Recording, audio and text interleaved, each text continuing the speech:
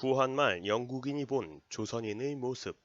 1890년 일본과 중국 시베리아 일대를 두루 여행하고 조선에 도착한 한 외국인이 있었다. 영국인 탐험가이자 화가였던 세비지 랜도였다. 그는 화가답게 조선인의 체형적 특징을 포착한 30여 점의 인물 사파를 남겼으니 다음과 같았다. 좌측부터 미혼 사내 장가간 남자 12살의 장가간 남자, 신부 평범한 여인 기생, 물장수 보병 기병 양반, 임금 승려들. 또 조선을 두 번째 방문하면서 고요한 아침의 나라 조선이라는 책을 썼는데 여기서 한국인에 대해 이렇게 서술하고 있다. 흔히 조선을 모르는 사람들은 조선인을 중국인이나 혹은 다른 이웃인 일본인과 닮았다고 하는데 사실 그들은 양편 어느 쪽도 닮지 않았다.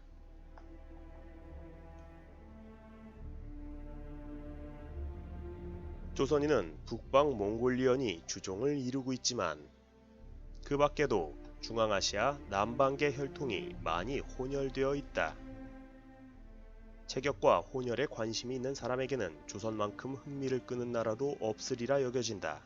마치 아시아에 거주하고 있는 거의 모든 인종들이 이 조그만 조선이라는 나라에 정착한 것처럼 보여지니 말이다.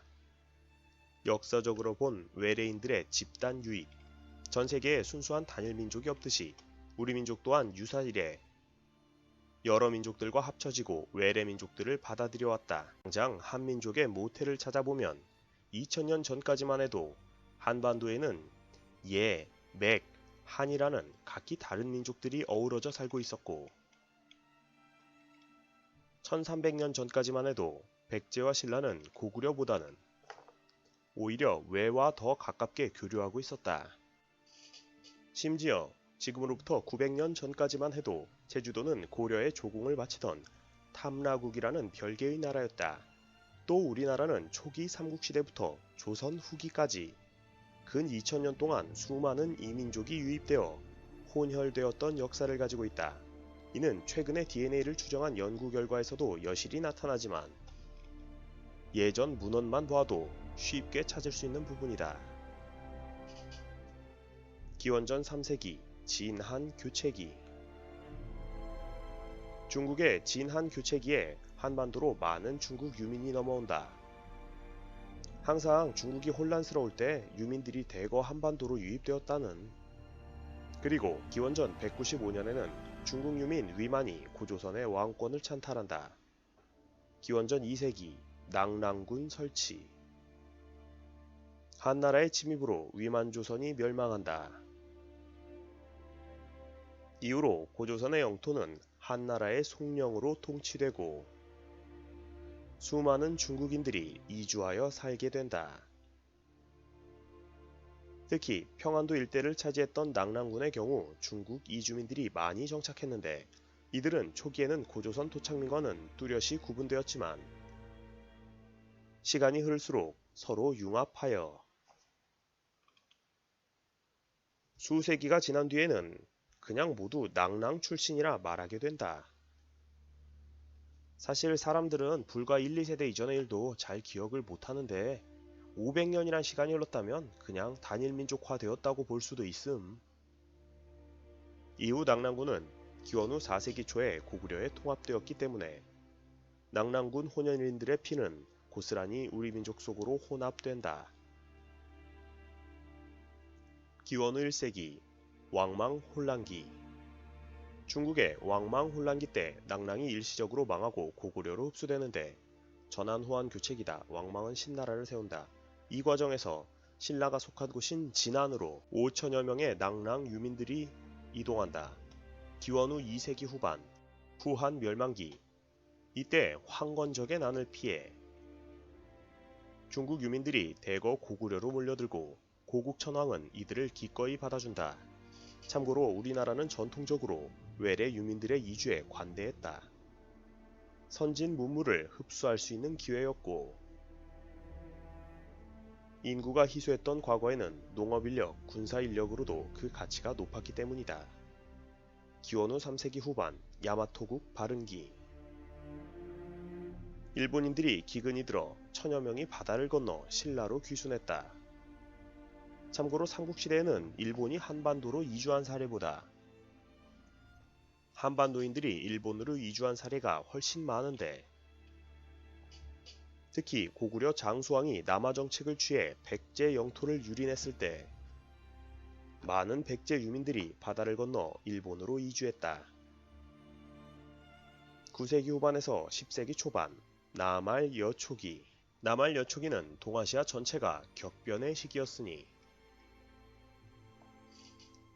중국에서는 황소의 난 이후로 커다란 혼란기를 거치면서 대량의 유민들이 발생하여 많은 수가 한반도로 유입되었고, 북방에서는 거란족이 흥성하고 발해가 몰락하는 과정에서 역시 많은 수의 발해 유민이 한반도로 유입된다.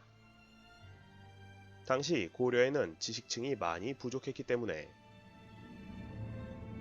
고려는 태조 왕건 때부터 중국 유민들을 적극 포섭하여 이들에게 땅을 주고 벼슬을 하사하는 식으로 우대했다.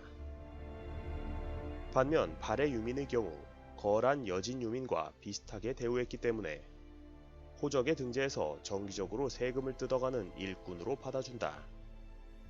오늘날 민족주의식 역사서에는 고려가 발해 유민을 같은 동포라서 받아줬다고 기술해 있지만 역사적 기록을 통해서 보면 그렇지는 않았다는.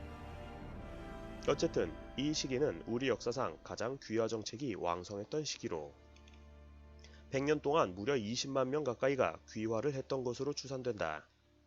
당시 고려 인구는 200~300만 명 정도였기 때문에 전체 인구의 무려 10%가 귀화인이었다고 보기도 함.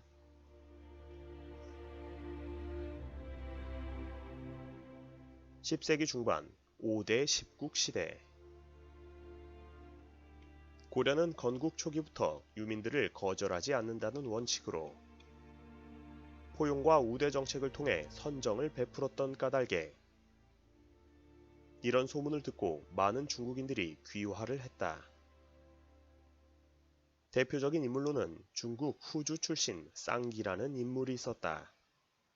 그는 광종의 총애를 받으며 과거제와 노비안건법 등의 아이디어를 제공했던 장본인이다. 흔히 광종을 고려왕조의 기틀을 세우고 왕권을 강화한 군주로 인식하는데 그 이면에는 이런 중국 출신 귀화 관료의 공이 있었던 것이다. 이때 유난히 복건성 출신의 상인들이 많이 귀화했는데 이들은 배를 타고 장사를 하러 고려에 왔다가 고려 관리들이 그들의 재능을 시험해보고 능력이 괜찮다 싶으면 벼슬을 주고 고려에 머물도록 강요했기 때문이다. 물론 출세를 위해서 스스로 고려로 온 중국인들도 많았다. 그래서 광종은 지나치게 귀화인들을 우대한다고 비난을 받기도 했다. 11세기 여요 전쟁기. 여요 전쟁으로 항복한 거란족 포로들이 있었는데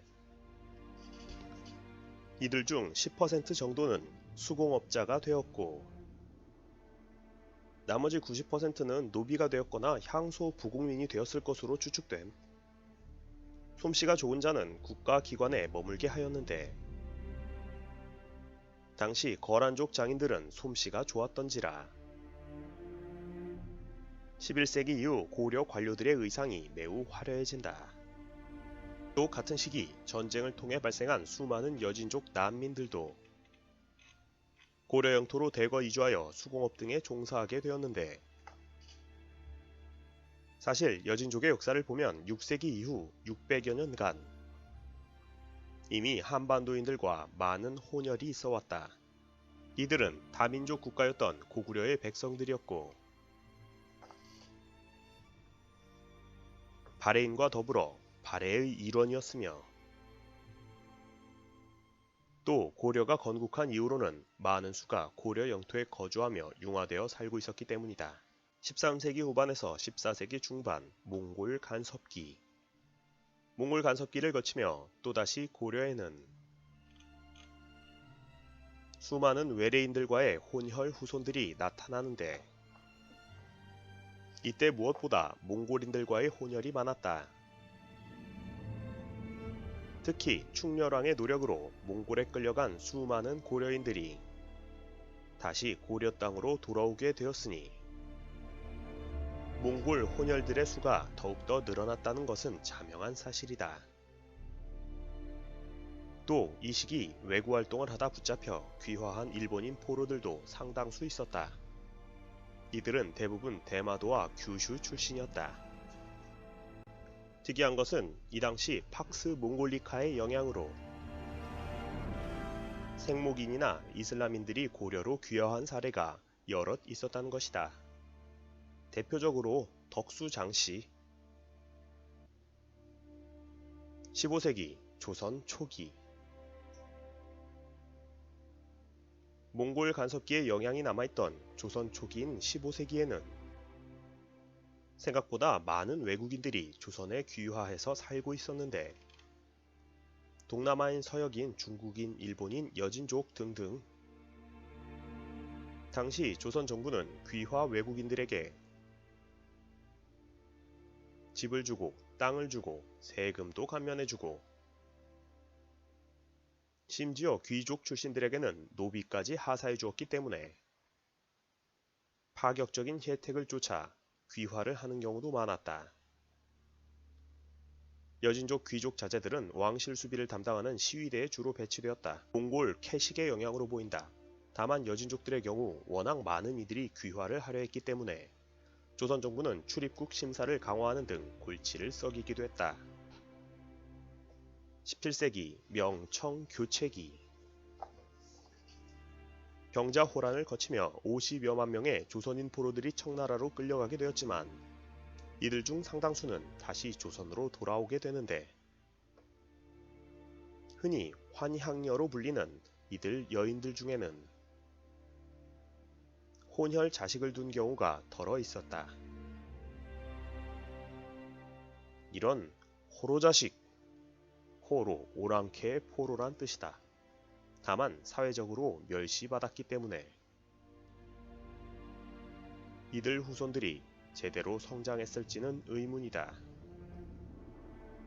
거꾸로 만주족이 조선에 들어와 눌러 사는 경우도 종종 있었는데 재밌는 것은 이때 이들의 신분은 일반 조선인들보다 낮은 천민의 신분이 대부분으로 천민 취급을 받았다는 거다.